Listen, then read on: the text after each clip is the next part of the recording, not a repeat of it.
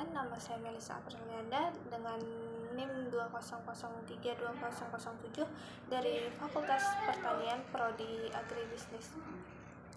Nah, langsung saja ke materi, yaitu membahas tentang ruang lingkup perkebunan dan agribisnis kelapa sawit.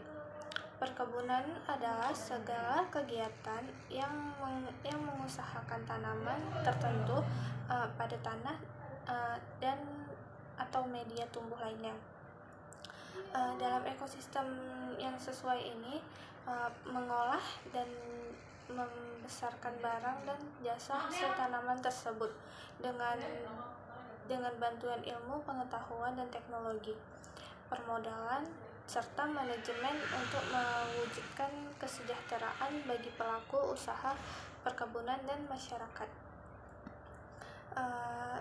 Menurut Peraturan Menteri Pertanian, perkebunan adalah segala kegiatan pengelolaan sumber daya alam, sumber daya manusia, sarana produksi, alat dan mesin budidaya panen. Pengolahan dan pemasaran terkait tanaman perkebunan.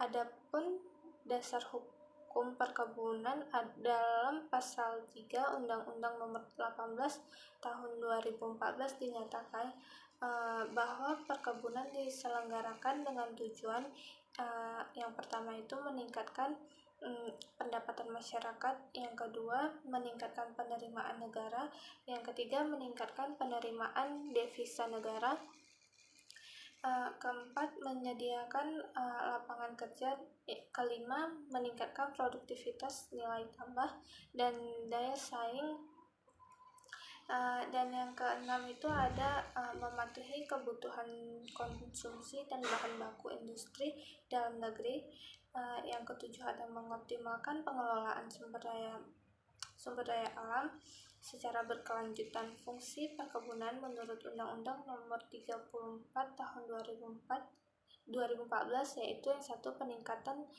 kemakmuran dan kesejahteraan rakyat serta penguatan struktur ekonomi wilayah dan nasional. Nah, yang kedua ada perekatan dan pemersatuan bangsa, yang ketiga ada peningkatan konservasi tanah dan air, penyerapan karbon, penyediaan oksigen, dan penyangga kawasan lindung dalam memasarkan hasil perkebunan. Hal-hal yang dilarang dalam memasarkan hasil perkebunannya itu ada yang pertama memalsukan mutu hasil perkebunan, yang kedua ada menggunakan bahan penolong untuk pengolahan atau mencampur hasil perkebunan dan benda atau benda lainnya.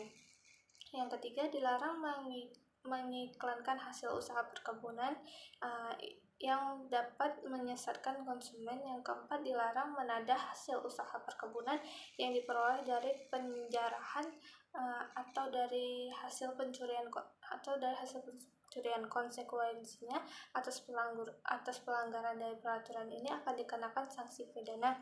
Adapun jenis-jenis usaha perkebunan diantaranya itu yang pertama ada usaha budidaya tanam perkebunan, yang kedua ada usaha pengolahan hasil perkebunan, yang ketiga ada usaha hasil perkebunan dalam ruang lingkup perkebunan. Nah, ini terdapat 3 tingkat manajemen, yaitu top manajemen, memiliki arti paling atas sebagai manajer senior, yang kedua middle manager, yaitu manajer tingkat menengah yang berada di bawah manajer tingkat atas, yang ketiga ada lower management. Nah, tingkat manajemen ini juga dikenal sebagai manajer lini pertama. Selanjutnya konsep perkembangan perkebunan bisa kita lihat dari aspek lahan, bahan tanaman, aspek keuangan, aspek modal, aspek perizinan, dan aspek keamanan. Nah, adapun subsistem kelapa sawit, yaitu yang pertama itu ada dari subsistem industri hulu, mulai dari pembenihan, pembibitan, pupuk dan pestisida serta alat dan mesin. Yang kedua Terus dari subsistem perkebunan sawit, sawit rakyat, atau yang masih dalam skala kecil, sawit swasta dalam skala besar, dan sawit negara juga dalam skala besar. Nah, yang ketiga ini ada subsistem industri hilir. Industri hilir, industri CPO, industri PKO, industri oleokimia dan oleopangan, industri minyak goreng, industri margarin, dan krim, industri biodiesel.